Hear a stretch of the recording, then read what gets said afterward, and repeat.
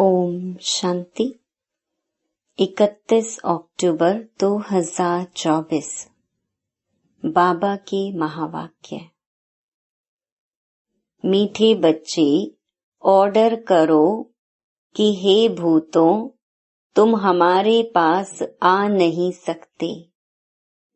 तुम उनको डराओ तो वह भाग जाएंगे। प्रश्न: ईश्वरीय नशे में रहने वाले बच्चों के जीवन की शोभा क्या है? उत्तर: सर्विस ही उनके जीवन की शोभा है। जब नशा है कि हमें ईश्वरीय लॉटरी मिली है, तो सर्विस का शौक होना चाहिए। परंतु तीर तब लगेगा जब अंदर कोई भी भूत नहीं होगा। दूसरा प्रश्न: शिव बाबा का बच्चा कहलाने के हकदार कौन हैं?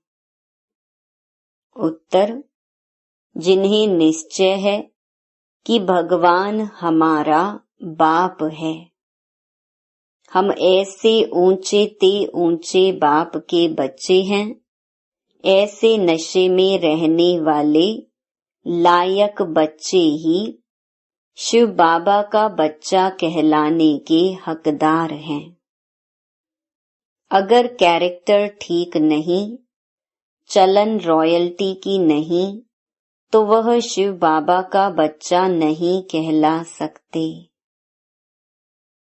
ओम शांति। शिव बाबा याद है? स्वर्ग की बादशाही याद है? यहाँ जब बैठते हो तो दिमाग में आना चाहिए, हम बेहद के बाप के बच्चे हैं और नित्य बाप को याद करते हैं। याद करने बिगर हम वर्षा ले नहीं सकते। काहे का वर्षा? पवित्रता का। तो उसके लिए ऐसा पुरुषार्थ करना चाहिए। कभी भी कोई विकार की बात हमारे आगे आ नहीं सकती। सिर्फ विकार की भी बात नहीं, एक भूत नहीं, परंतु कोई भी भूत आ नहीं सकता। ऐसा शुद्ध अहंकार रहना चाहिए।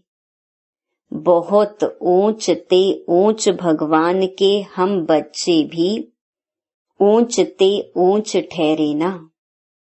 बातचीत चलन कैसी रॉयल होनी चाहिए। बाप चलन से समझते हैं, यह तो बिल्कुल ही वर्थ नॉट अ पेनी है। मेरा बच्चा कहलाने का भी हकदार नहीं। लौकिक बाप को भी नालायक बच्चे को देख अंदर में ऐसे होता है। यह भी बाप है। बच्चे जानते हैं बाप हमको शिक्षा दे रहे हैं, परंतु कोई कोई ऐसे हैं जो बिल्कुल समझते नहीं। बेहद का बाप हमको समझा रहे हैं, वह निश्चय नहीं, नशा नहीं। तुम बच्चों का दिमाग कितना ऊंच होना चाहिए। हम कितने ऊंच बाप के बच्चे हैं। बाप कितना समझाते हैं, अंदर में सोचो हम कितने ऊंच ते ऊंच बाप के बच्चे हैं। हमारा कैरेक्टर कितना ऊंच होना चाहिए। जो इन देवी देवताओं की महिमा है, वह हमारी होनी चाहिए। प्रजा की थोड़े ही महिमा है, एक लक्ष्मी नारायण को ही दिखाया है, तो बच्चों को कितनी अच्छी सर्विस करनी चाहिए।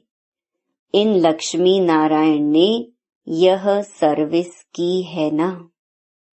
दिमाग कितना ऊंचा चाहिए। कई बच्चों में तो कोई फर्क ही नहीं। माया से हार खा लेते हैं तो और ही जास्ती बिगड़ जाते हैं। नहीं तो अंदर में कितना नशा रहना चाहिए। हम बेहद के बाप के बच्चे हैं। बाप कहते हैं सबको मेरा परिचय देते रहो, सर्विस से ही शोभा पाएंगे, तब ही बाप की दिल पर चढ़ेंगे। बच्चा वह जो बाप की दिल पर चढ़ा हुआ हो। बाप का बच्चों पर कितना लव होता है, बच्चों को सिर पर चढ़ाते हैं। इतना मोह होता है, परंतु वह तो है हद का मायावी मोह। यह तो है बेहद का। ऐसा कोई बाप होगा जो बच्चों को देख खुश ना हो। माँ बाप को तो अथाह खुशी होती है। यहाँ जब बैठते हो तो समझना चाहिए बाबा हमको पढ़ाते हैं। बाबा हमारा ओबीडिएंट टीचर है। बेहद के बाप ने जरूर कोई सर्विस की होगी, तब तो गायन है ना। कितनी वंडरफुल बात है, कितनी उनकी महिमा की जाती है। यहाँ बैठे हो तो बुद्धि में नशा रहना चाहिए। सन्यासी तो हैं ही निवृत्ति मार्ग वाले, उन्हों का धर्म ही अलग है। यह भी अब बाप समझाते हैं। तुम थोड़े ही जानते थे सन्यास मार्ग को। तुम तो गृहस्थ आश्रम में रहते भक्ति आदि करते थे। तुमको फिर ज्ञान मिलता है, उनको तो ज्ञान मिलने का है नहीं। तुम कितना ऊंच पढ़ते हो और बैठे कितने साधारण हो नीचे। देलवाड़ा मंदिर में भी तुम नीचे तपस्या में बैठे हो, ऊपर में वैकुंठ खड़ा है। ऊपर वैकुंठ को देख मनुष्य समझते हैं स्वर्ग ऊपर ही होता है। तो तुम बच्चों के अंदर में यह सब बातें आनी चाहिए कि यह स्कूल है, हम पढ़ रहे हैं। कहाँ चक्कर लगाने जाते हो तो भी बुद्धि में यह ख्यालात चलें तो बहुत मजा आएगा।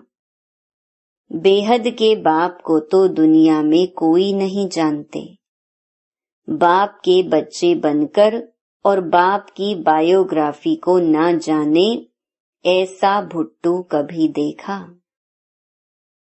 ना जानने के कारण कह देते वह सर्वव्यापी है। भगवान को ही कह देते आपे ही पूज्य आपे ही पुजारी। तुम बच्चों को अंदर में कितनी खुशी होनी चाहिए। हम कितने ऊंच पूज्य थे, फिर हम ही पुजारी बने हैं। जो शिव बाबा तुमको इतना ऊंच बनाते हैं, फिर ड्रामा अनुसार तुम ही उनकी पूजा शुरू करते हो। इन बातों को दुनिया थोड़े ही जानती है कि भक्ति कब शुरू होती है। बाप तुम बच्चों को रोज रोज समझाते रहते हैं। यहाँ बैठे हो तो अंदर में खुशी होनी चाहिए ना। हमको कौन पढ़ाते हैं? भगवान आकर पढ़ाते हैं, यह तो कभी सुना भी नहीं होगा। वह तो समझते हैं गीता का भगवान श्री कृष्ण है, तो श्री कृष्ण ही पढ़ाता होगा। अच्छा, श्री कृष्ण भी समझो तो भी कितनी ऊंच अवस्था होनी चाहिए। एक किताब भी है मनुष्य मत और ईश्वरीय मत का। देवताओं को तो मत लेने की दरकार ही नहीं है।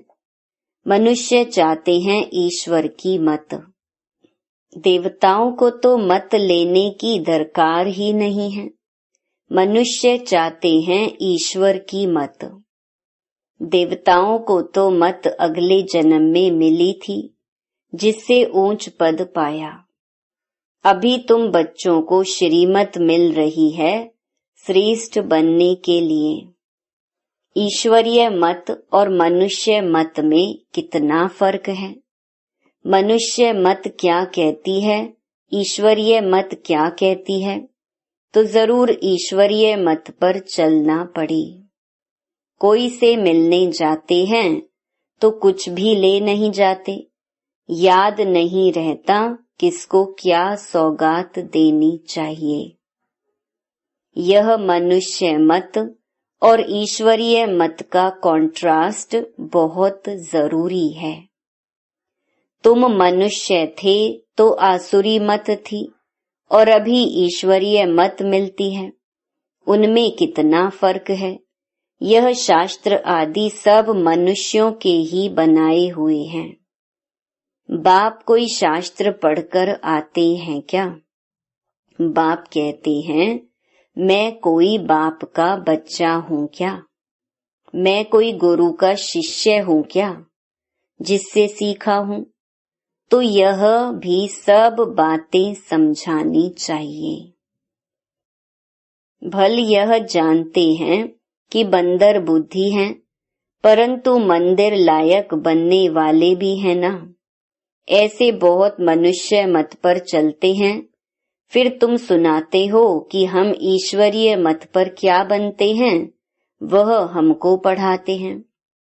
भगवान उवाच, हम उनसे पढ़ने जाते हैं। हम रोज 1 घंटा पौना घंटा जाते हैं। क्लास में जास्ती टाइम भी लेना नहीं चाहिए। याद की यात्रा तो चलते फिरते हो सकती है। ज्ञान और योग दोनों ही बहुत सहज हैं। अल्फ का है ही एक अक्षर। भक्ति मार्ग के तो ढेर शास्त्र हैं। इकट्ठा करो तो सारा घर शास्त्रों से भर जाए। कितना इन पर खर्चा हुआ होगा। अब बाप तो बहुत सहज बताते हैं। सिर्फ बाप को याद करो तो बाप का वर्षा है ही स्वर्ग की बादशाही। तुम विश्व के मालिक थे ना, भारत हेवन था ना, क्या तुम भूल गए हो?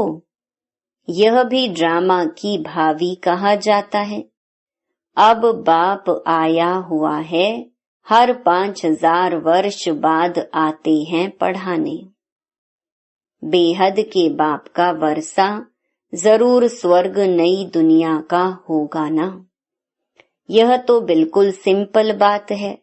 लाखों वर्ष कह देने से बुद्धि को जैसे ताला लग गया है, ताला खुलता ही नहीं।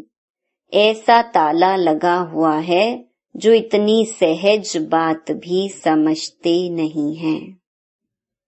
बाप समझाते हैं एक ही बात बस है, जास्ती कुछ भी पढ़ाना नहीं चाहिए। यहाँ तुम 1 सेकंड में किसको भी स्वर्गवासी बना सकते हो, परंतु यह स्कूल है, इसीलिए तुम्हारी पढ़ाई चलती रहती है। ज्ञान सागर बाप तुम्हें ज्ञान तो इतना देते हैं जो सागर को शाही बनाओ, सारा जंगल कलम बनाओ तो भी अंत नहीं हो सकता। ज्ञान को धारण करते कितना समय हुआ है? भक्ति को तो आधा कल्प हुआ है। ज्ञान तो तुमको एक ही जन्म में मिलता है। बाप तुमको पढ़ा रहे हैं नई दुनिया के लिए। उस जिस्मानी स्कूल में तो तुम कितना समय पढ़ते हो? 5 वर्ष से लेकर 20-22 वर्ष तक पढ़ते रहते हो। कमाई थोड़ी और खर्चा बहुत करेंगे तो घाटा पड़ जाएगा ना। बाप कितना सॉल्वेंट बनाते हैं, फिर इंसॉल्वेंट बन जाते हैं। अभी भारत का हाल देखो क्या है। फलक से समझाना चाहिए, माताओं को खड़ा होना चाहिए। तुम्हारा ही गायन है वंदे मातरम। धरती को वंदे मातरम नहीं कहा जाता है, वंदे मातरम मनुष्य को किया जाता है। बच्चे जो बंधन मुक्त हैं वही यह सर्विस करते हैं। वह भी जैसे कल्प पहले बंधन मुक्त हुए थे वैसे होते रहते हैं। अबलाओं पर कितने अत्याचार होते हैं। जानते हैं हमको बाप मिला है तो समझते हैं बस अब तो बाप की सर्विस करनी है। बंधन है, ऐसे कहने वाले रीढ़ बकरियां हैं। गवर्नमेंट कभी कह न सके कि तुम ईश्वरीय सर्विस ना करो।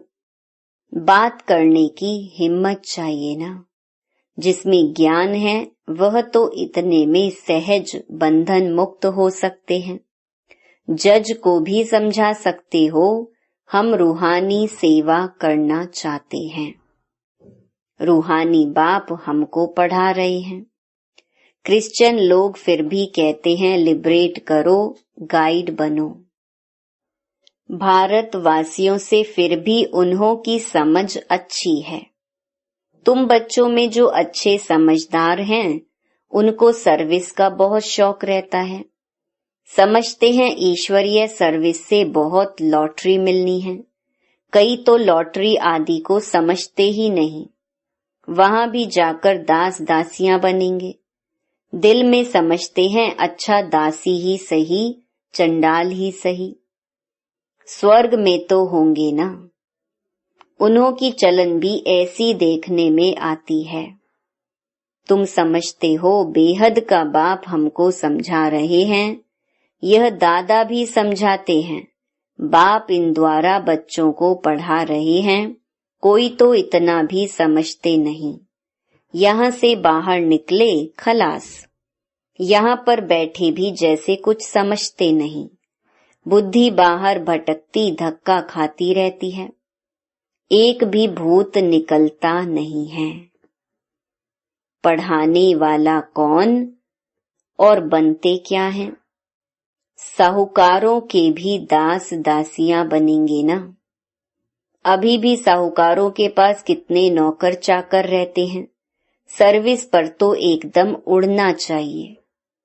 तुम बच्चे शांति स्थापन अर्थ निमित्त बने हो।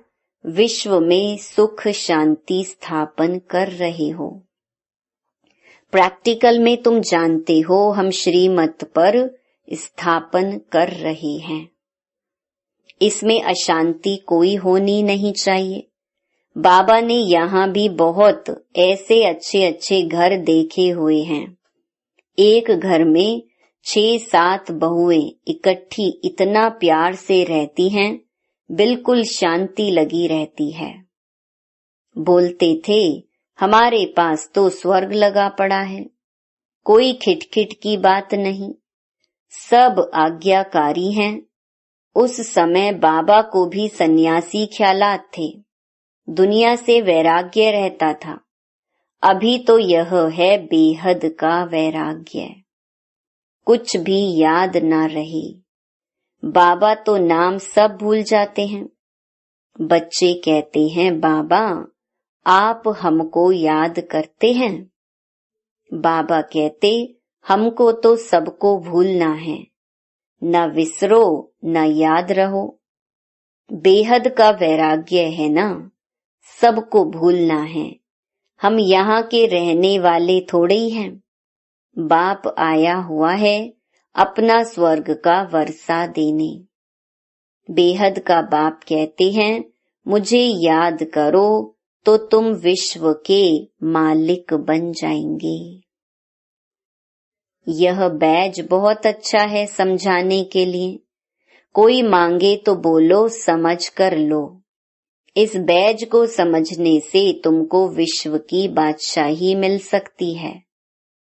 शिव बाबा इस ब्रह्मा द्वारा डायरेक्शन देते हैं मुझे याद करो तो तुम यह बनेंगे। गीता वाले जो हैं वह अच्छी रीति समझ लेंगे, जो देवता धर्म के होंगे। कोई कोई प्रश्न पूछते हैं देवताएं गिरते क्यों हैं? अरे यह चक्कर फिरता रहता है। पुनर्जन्म लेते लेते नीचे तो उतरेंगे ना। चक्कर तो फिरना ही है। हरेक की दिल में यह आता जरूर है हम सर्विस क्यों नहीं कर सकते हैं। जरूर मेरे में कोई खामी है। माया के भूतों ने नाक से पकड़ा हुआ है। अब तुम बच्चे समझते हो हमको अब घर जाना है, फिर नई दुनिया में आकर राज्य करेंगे। तुम मुसाफिर हो ना, दूर देश से यहाँ आकर पाठ बजाते हो।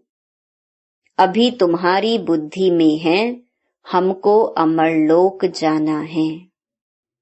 यह मृत्यु लोक खलास हो जाना है। बाप समझाते तो बहुत हैं, अच्छी रीति धारण करना है, इसको फिर उगारते रहना चाहिए। यह भी बाप ने समझाया है, कर्म भोग की बीमारी उथल खाएगी, माया सताएगी, परंतु मूंझना नहीं चाहिए। थोड़ा कुछ होता है तो हैरान हो जाते हैं। बीमारी में मनुष्य और भी भगवान को जास्ती याद करते हैं। बंगाल में जब कोई बहुत बीमार होता है तो उनको कहते हैं राम बोलो, राम बोलो। देखते हैं अब मरने पर है तो गंगा पर ले जाकर हरि बोल करते हैं, फिर उनको ले आकर जलाने की क्या दरकार है। गंगा में अंदर डाल दो ना, कच्छ मच्छ आदि का शिकार हो जाएगा, काम में आ जाएगा। पारसी लोग रख देते हैं तो वह हड्डियां भी काम में आती हैं। बाप कहते हैं तुम और सब बातें भूल मुझे याद करो। अच्छा, मीठे मीठे सिकी लधे बच्चों प्रति मात पिता बाप दादा का याद प्यार और गुड मॉर्निंग। रूहानी बाप की रूहानी बच्चों को नमस्ते। धारणा के लिए मुख्य सार। पहला, बंधन मुक्त बनकर भारत की सच्ची सेवा करनी है। फलक से समझाना है कि हमें रूहानी बाप पढ़ा रहे हैं, हम रूहानी सेवा पर हैं। ईश्वरीय सेवा की उछल आती रहे। दूसरा, कर्म भोग की बीमारी व माया के तूफानों में मूंझना व हैरान नहीं होना है। बाप ने जो दिया है उसे उगारते बाप की याद में हर्षित रहना है। वरदान, निराकार और साकार दोनों रूपों के यादगार को विधि पूर्वक मनाने वाली श्रेष्ठ आत्मा भव। दीपमाला अविनाशी अनेक जगे हुए दीपकों का यादगार है। आप चमकती हुई आत्माएं दीपक की लौ मिसल दिखाई देती हो, इसलिए चमकती हुई आत्माएं दिव्य ज्योति का यादगार स्थूल दीपक की ज्योति में दिखाया है। तो एक तरफ निराकारी आत्मा के रूप का यादगार है, दूसरी तरफ आपके ही भविष्य साकार दिव्य स्वरूप लक्ष्मी के रूप में यादगार है। यही दीपमाला देव पद प्राप्त करती है। तो आप श्रेष्ठ आत्माएं अपना यादगार स्वयं ही मना रही हो। स्लोगन, नेगेटिव को पॉजिटिव में चेंज करने के लिए अपनी भावनाओं को शुभ और बेहद की बनाओ। ओम शांति।